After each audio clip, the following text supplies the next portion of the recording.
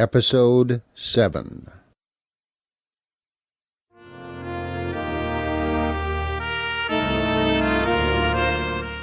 Heretics by G.K. Chesterton. Read by David Grizzly Smith.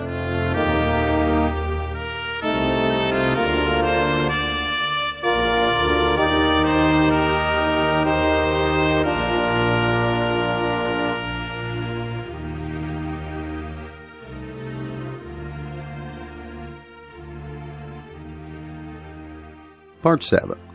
Omar and the Sacred Vine. A new morality has burst upon us with some violence in connection with the problem of strong drink. And enthusiasts in the matter range from the man who is violently thrown out at 12:30 to the lady who smashes American bars with an axe. In these discussions, it is almost always felt that one very wise and moderate position is to say that wine or such stuff should only be drunk as a medicine. With this, I should venture to disagree with a peculiar ferocity. The one genuinely dangerous and immoral way of drinking wine is to drink it as a medicine, and for this reason. If a man drinks wine in order to obtain pleasure, he is trying to obtain something exceptional, something he does not expect every hour of the day, something which, unless he is a little insane, he will not try to get every hour of the day. But if a man drinks wine in order to obtain health, he's trying to get something natural, something that he ought not to be without, something that he may find it difficult to reconcile himself to being without. The man may not be seduced who has seen the ecstasy of being ecstatic. It is much more dazzling to catch a glimpse of the ecstasy of being ordinary. If there were a magic ointment and we took it to a strong man and said, "This will enable you to jump off the monument," doubtless he would jump off the monument, but he would not jump off the monument all day long to the light of the city. But if we took it to a blind man, saying, "This will enable you to see," he would be under a heavier temptation. It would be hard for him not to rub it on his eyes whenever he heard the hoof of a noble horse or the birds singing at daybreak. It is easy to deny oneself festivity. It is difficult to deny oneself normality. Hence comes the fact which every doctor knows, that it is often perilous to give alcohol to the sick, even when they need it. I need hardly say that I do not mean that I think the giving of alcohol to the sick for stimulus is necessarily unjustifiable, but I do mean that giving it to the healthy for fun is the proper use of it, and a great deal more consistent with health. The sound rule in the matter would appear to be like many other sound rules, a paradox. Drink because you're happy, but never because you're miserable. Never drink when you're wretched without it, or you will be like the gray-faced gin drinker in the slum. But drink when you would be happy without it, and you will be like the laughing peasant of Italy. Never drink because you need it, for this is rational drinking, the way to death and hell. But drink because you do not need it, for this is irrational drinking, the ancient health of the world. For more than 30 years the shadow and glory of a great Eastern figure has lain upon our English literature. Fitzgerald's translation of Omar Khayyam concentrated into an immortal poignancy all the dark and drifting hedonism of our time. Of the literary splendor of that work it would be merely banal to speak. In few other of the books of men has there been anything so combining the gay pugnacity of an epigram with the vague sadness of a song. But of its philosophical, ethical, and religious influence, which has been almost as great as its brilliancy, I should like to say a word, and that word, I confess, one of uncompromising hostility. There are a great many things which might be said against the spirit of the Rubaiyat, and against its prodigious influence, but one matter of indictment towers ominously above the rest, a genuine disgrace to it, a genuine calamity to us. This is the terrible blow that this great poem has struck against sociability and the joy of life. Someone called Omar that sad, glad old Persian. Sad he is, glad he is not, in any sense of the word whatever. He has been a worse foe to gladness than the Puritans. A pensive and graceful Oriental lies under the rose-tree with his wine-pot and his scroll of poems. It may seem strange that anyone's thought should, at the moment of regarding him, fly back to the dark bedside where the doctor doles out brandy. It may seem stranger still that they should go back to the grey wastrel shaking with gin in Houndsditch. But a great philosophical unity links the three in an evil bond. Omar Khayyam's wine-bibbing is bad, not because it is wine-bibbing. It is bad, and very bad, because it is medical wine-bibbing. It is the drinking of a man who drinks because he is not happy. His is the wine that shuts out the universe, not the wine that reveals it. It is not poetical drinking, which is joyous and instinctive.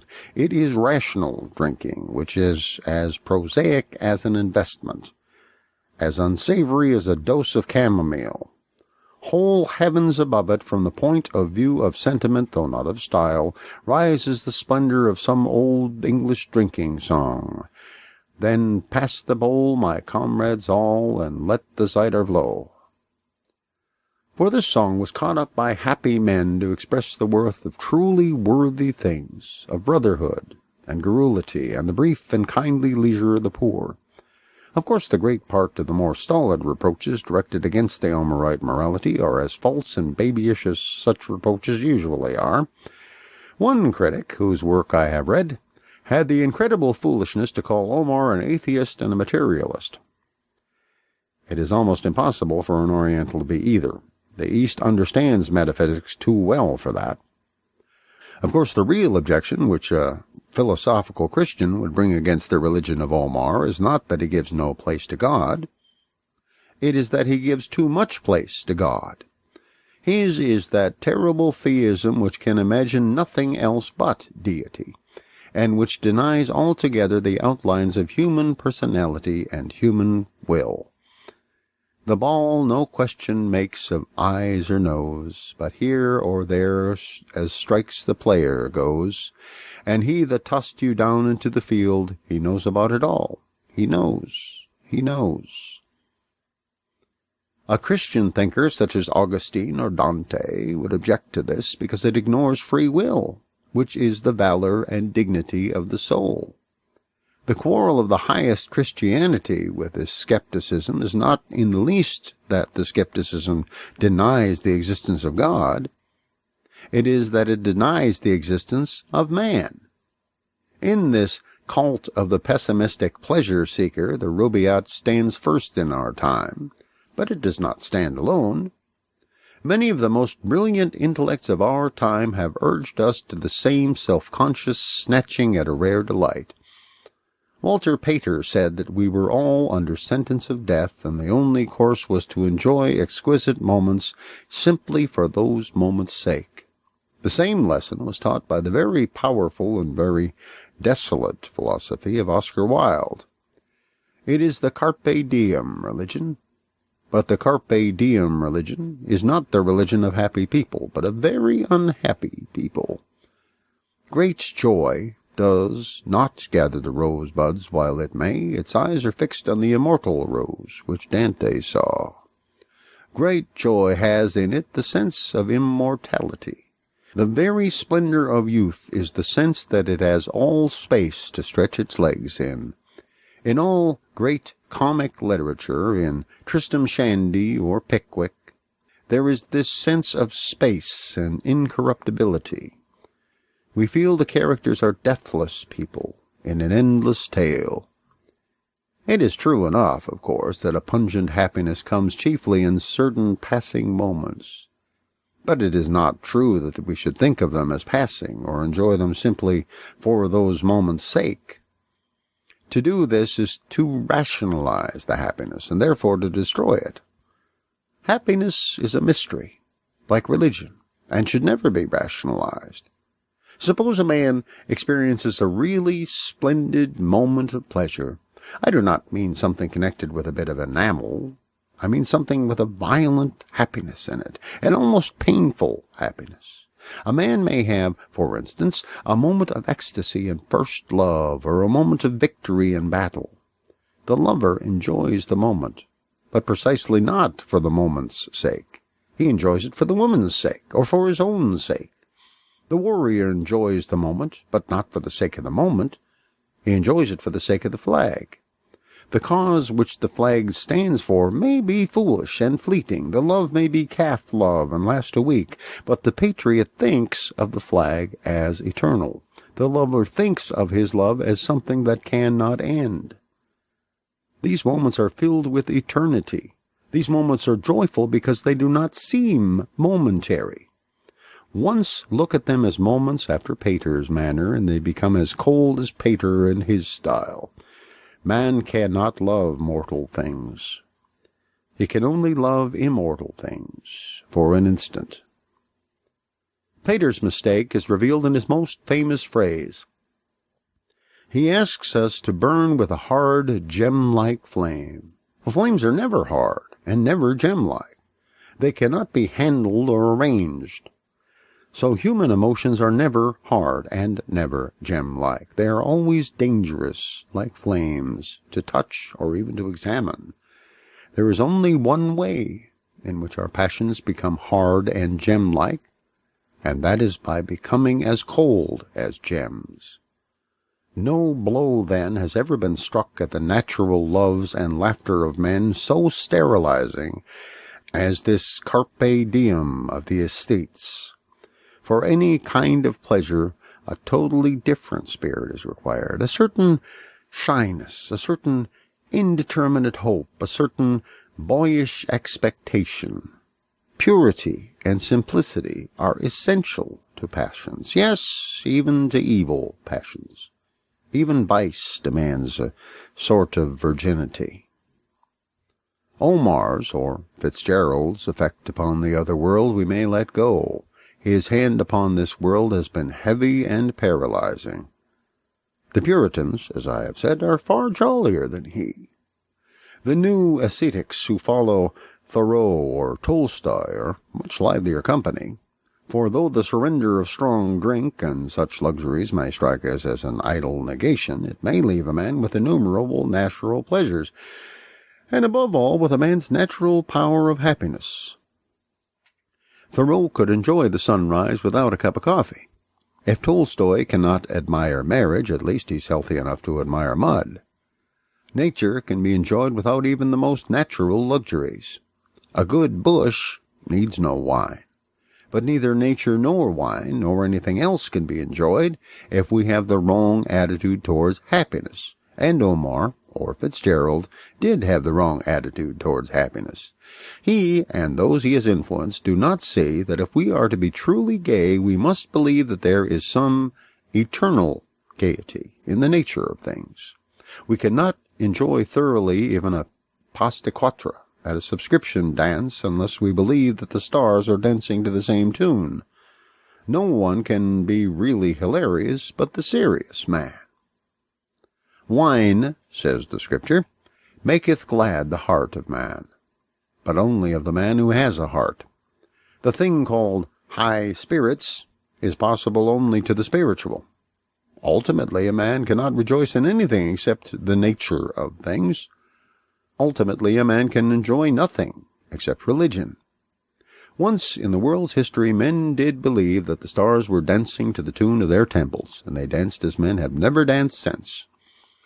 With this old pagan eudaimonism, the sage of the Rubaiyat has quite as little to do as he has with any Christian variety. He is no more a bacchanal than he is a saint. Dionysus in his church was grounded on a serious joie de vivre, like that of Walt Whitman.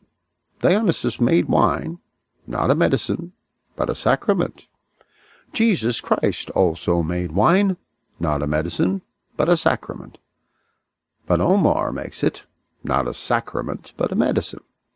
He feasts because life is not joyful. He revels because he is not glad. Drink, he says, for you know not whence you come nor why. Drink, for you know not when you go nor where. Drink, because the stars are cruel and the world is idle as a humming top. Drink, because there is nothing worth trusting, nothing worth fighting for. Drink, because all things are lapsed in a base equality and an evil peace. So he stands, offering us the cup in his hand. And at the high altar of Christianity stands another figure, in whose hand also is the cup of the vine. Drink, he says, for the whole world is as red as this wine, with the crimson of the love and wrath of God. Drink, for the trumpets are blowing for battle, and this is the stirrup cup. Drink, for this is my blood of the New Testament that is shed for you. Drink, for I know of whence you come and why. Drink, for I know of when you go and where.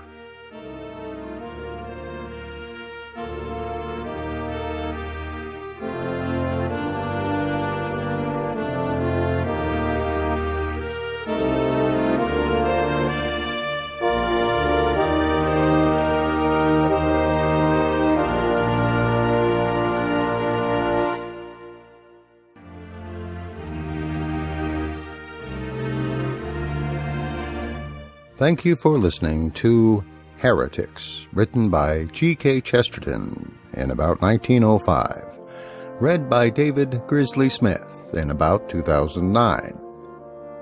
Theme music for this book is Thaxted, written by Gustav Holst in 1921, arranged by Kevin MacLeod in 2006.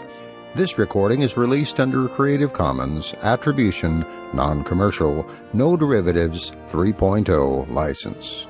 Your comments are appreciated, and please share this recording with your friends. But share the whole recording, don't sell it, and tell people where you found it and who created it. Thank you.